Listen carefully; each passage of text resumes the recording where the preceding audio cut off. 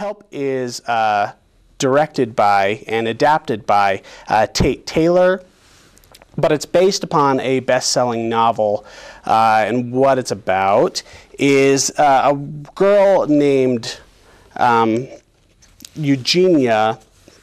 She goes by the name Skeeter throughout most of the movie, played by Emma Stone, who lives in 1960s Jackson, Mississippi, during the middle of or the beginning of the civil rights movement.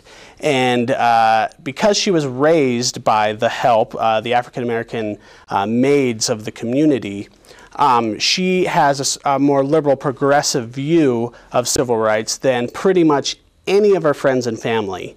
And she wants to be a journalist, and she decides she's going to do an extended article or a treatment about the maids in the community and the way they're treated by their employers. And basically what the movie wants to present is show the fear and anxiety from the Help to even talk about this, because they feel like they could lose their jobs, they could lose all their opportunities, lose their money, possibly even be physically harmed or imprisoned for even talking about some of these indiscrepancies, specifically the problem with using their employers' bathrooms. And there's this whole initiative that's being pushed by a character played by Bryce Dallas Howard, who wants to make separate bathrooms outside of the home specifically for the Help.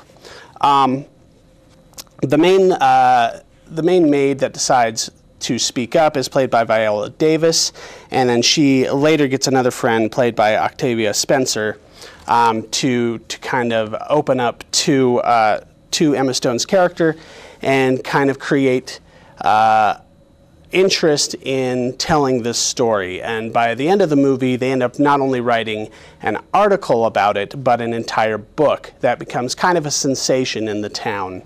I felt like this was an all right movie.